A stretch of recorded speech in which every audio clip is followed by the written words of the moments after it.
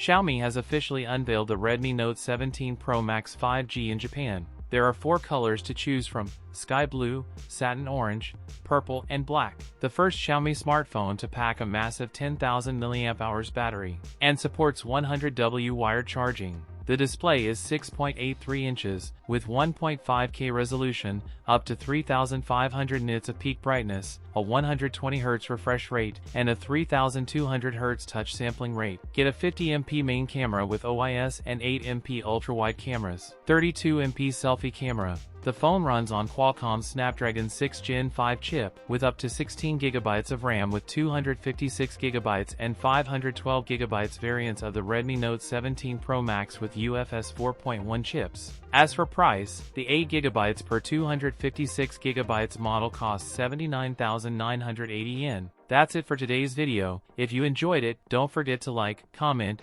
and subscribe for more content. Thanks for watching, and I'll see you in the next one.